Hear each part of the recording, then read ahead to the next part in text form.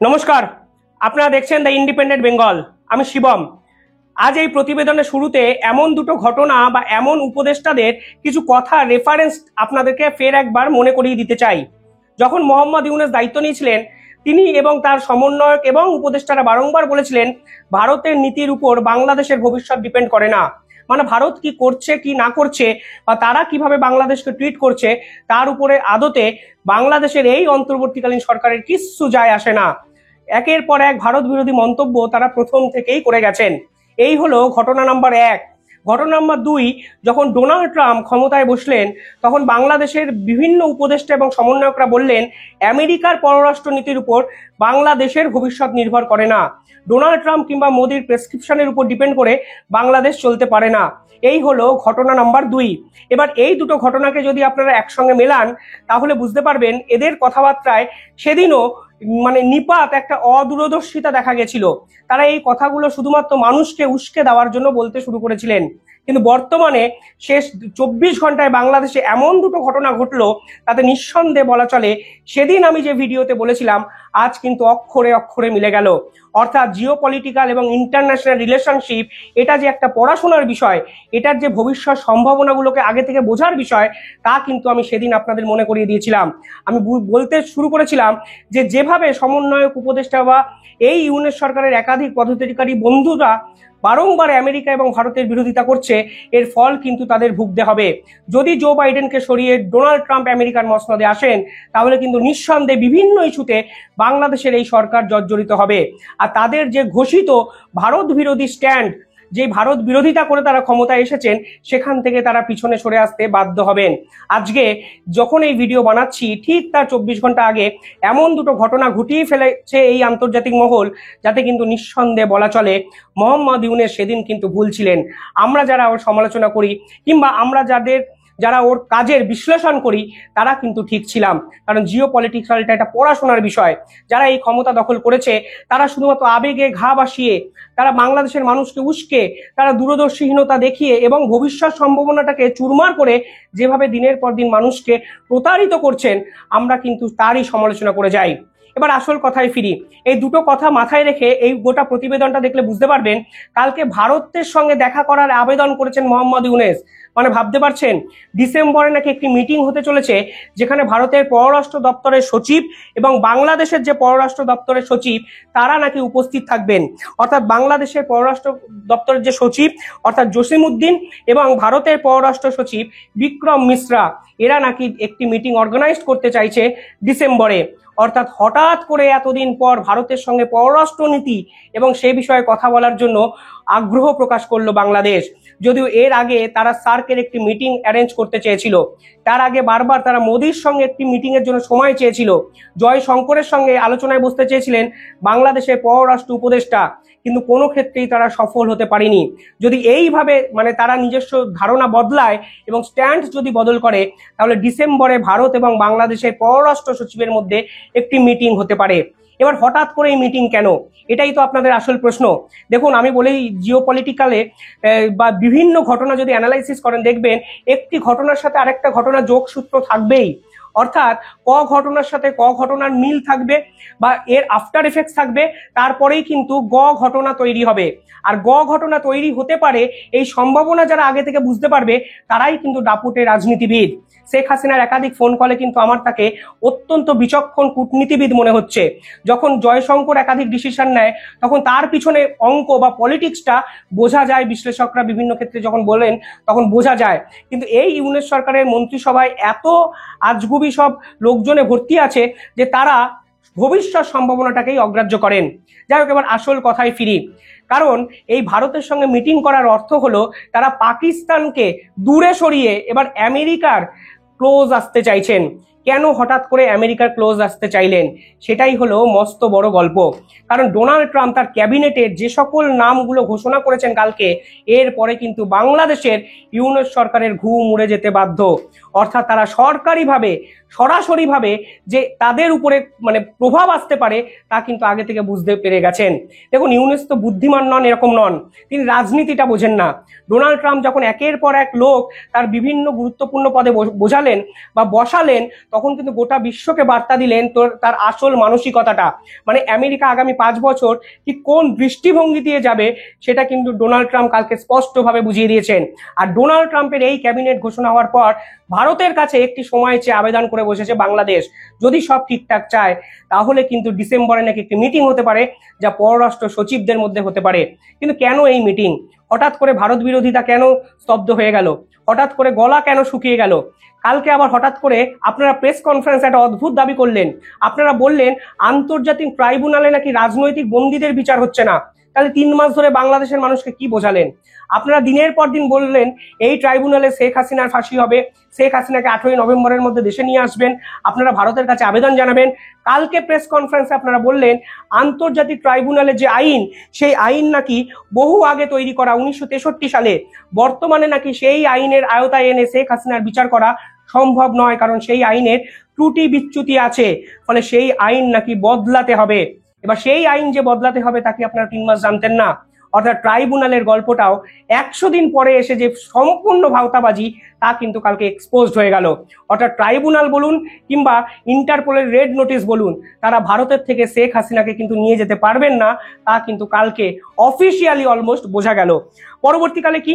পরবর্তীকালে তারা ভারত বিরোধিতার এমন মাত্রা বাড়ালেন যে পাকিস্তান পন্থী নামক একটা সরকার, ইসলাম মানে এই যে ইউনূস সরকার চালাচ্ছে, তা কিন্তু আন্তর্জাতিক মহলে প্রচারিত হতে শুরু করলো। তারা কি করলেন? তারা পাকিস্তানের সঙ্গে ব্যবসা বাণিজ্য শুরু করলেন, তারা বিভিন্ন শিপিং রুট গুলোকে খুলে দিতে শুরু করলেন। যে কার্গো জাহাজটি পাকিস্তান থেকে চট্টগ্রাম বন্দরে এসছে, তার ভিতরে যে মালপত্র আছে সেগুলো নিয়ে মিডিয়ায় যে খবর প্রচারিত হয়েছে তা 100% মিথ্যা বলে আমার মনে হয়। কারণ মোহাম্মদ ইউনূস দায়িত্ব নিয়েই মানে পাকিস্তান থেকে অস্ত্র কেনার জন্য কিন্তু বিপুল বরাত পাকিস্তান সরকারকে দিয়েছিল। প্রায় 40,000 গুলি কেনার বরাত কিন্তু পাকিস্তানকে দিয়েছিলেন বাংলাদেশ সরকার। সেই অস্ত্র এখন কোথায়? সেই অস্ত্র 3 মাস পরে কোথায় গেল, বা আদৌ বাংলাদেশ পেয়েছে নাকি, সেই প্রশ্ন কিন্তু আন্তর্জাতিক মহল ওঠাতে শুরু করে দিয়েছে। আর এই রকম জাহাজের আদান প্রদান এবং হাসিনার করে যাওয়া একাধিক পাকিস্তানকে বশে আনার জন্য চুক্তি, সন্ত্রাসবাদকে দমিয়ে রাখার জন্য যে চুক্তি যেভাবে ইউনূস সরকার বন্ধ করছেন, তাতে কিন্তু এই ইউনূস সরকারের গায়ে প্রো পাকিস্তান স্ট্যাম্প একটা পড়ে যায়। পরবর্তীকালে তারা কি করেন? 11ই সেপ্টেম্বর 2024 সালে মোহাম্মদ আলী জিন্নার জন্মদিন পালন হয় বাংলাদেশ প্রেস ক্লাবে, যা কিন্তু আমেরিকার মতো বা ভারতের মতো প্রভাবশালী দেশ কোনোভাবেই মেনে নেবে না। এমনকি পরবর্তীকালে জাতীয় সঙ্গীতকে ব্যান করা হোক, এই দাবি কিন্তু তারা তুলেছেন। আমি বঙ্গবন্ধু মুজিবুর রহমানের মূর্তি ভাঙা এবং সংবিধানকে সাইডে রেখেই বলছি, মোহাম্মদ ইউনূস সরকার যেভাবে জেল থেকে একের পর এক মানে নেতাকে ছেড়ে দিয়েছেন, যাদের বিরুদ্ধে ট্র্যাক রেকর্ড সন্ত্রাসবাদী আক্রমণের সঙ্গে জড়িত আছে, তাদেরকেও মুক্ত করে দেওয়া আমেরিকার ডোনাল্ড ট্রাম্প সরকার কিন্তু ভালোভাবে নেয়নি। আর এই সকল পাকিস্তানের সঙ্গে সহাবস্থান করাই ডোনাল্ড ট্রাম্প যে আগামী 4 মাস বা আগামী 6 মাস ভালোভাবে মেনে নেবেন না, তা কিন্তু বোঝাই যায়। কারণ কালকে ডোনাল্ড ট্রাম্প যে ক্যাবিনেটের নাম ঘোষণা করেছেন, তাতে কিন্তু মোহাম্মদ ইউনূস সরকারের ঘুম উঠতে বাধ্য। কি করেছেন তারা? প্রতিরক্ষা সচিব, বিদেশ সচিব, জাতীয় নিরাপত্তা উপদেষ্টা এবং গোয়েন্দা প্রধানের পদে এমন কিছু ব্যক্তিত্বকে বসিয়েছেন যারা বারংবার করে এই প্রো পাকিস্তান যে মুভমেন্ট, প্রো পাকিস্তান যে স্ট্যান্ড, তার কিন্তু বিরোধিতা করেছেন। তিনি বিদেশ সচিব হিসাবে যাকে বসিয়েছেন তার নাম হলো মার্কো রুবিও।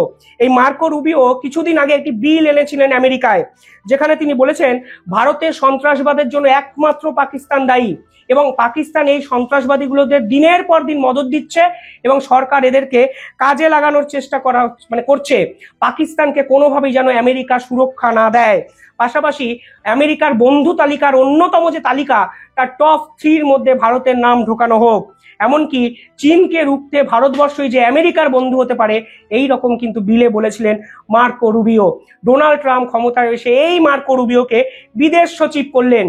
এবার বোকার মতো যদি পররাষ্ট্র উপদেষ্টা বা এই বাংলাদেশের সমন্বয়করা প্রশ্ন করেন ডোনাল্ড ট্রাম্পের বিদেশ সচিবের সাথে বাংলাদেশের কি সম্পর্ক, তাহলে বিশ্বাস করুন আপনারা মূর্খের স্বর্গে বাস করছেন। আমেরিকার থেকে বাংলাদেশ যে পরিমাণ ঋণ নিয়ে আছে, যেভাবে একের পর এক ডিপেন্ডেন্সি আমেরিকার উপর, তাই ডোনাল্ড ট্রাম্পের বিদেশ সচিবের উপর, তার নীতির উপর বাংলাদেশের নীতি নির্ধারণ যে ভবিষ্যতে ঠিক হবে এটাই কিন্তু কাম্য। সেকেন্ড নাম হলো জাতীয় নিরাপত্তা উপদেষ্টা, যার উপরে তিনি বসিয়েছেন মাইক ওয়ালটেজকে। এই মাইক ওয়ালটেজ কিন্তু অদ্ভুত একটা কথা বলেছিলেন, যে কথাটা আমি এর আগে বললাম। তিনি বলেছিলেন সন্ত্রাসবাদের উপর বিদেশ নীতি ডিপেন্ড করতে পারে না, বিদেশ নীতির পার্ট কোনোভাবেই সন্ত্রাসবাদ নয়। অর্থাৎ বিদেশ নীতি আলাদা, সন্ত্রাসবাদ দমন কিন্তু করার জন্য আমরা তীব্র প্রতিবাদ করব এবং একের পর অ্যাকশন নেব, এটি বলেছেন আমেরিকার জাতীয় নিরাপত্তা উপদেষ্টা। পরবর্তীকালে তিনি বলেছেন পাকিস্তান এবং আইএসআই কে বুঝতে হবে সন্ত্রাসবাদ বাঁচিয়ে রেখে আলোচনা করা যায় না।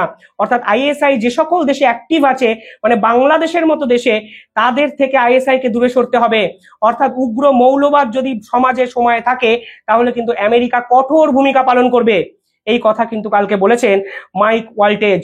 অর্থাৎ এই দুজন ব্যক্তিকে বসিয়ে কার্যত পাকিস্তানপন্থী বাংলাদেশ হয়ে যাওয়া বা এই পাকিস্তান এবং বাংলাদেশকে কিন্তু একত্রে বার্তা দিয়ে দিলেন ডোনাল্ড ট্রাম্প।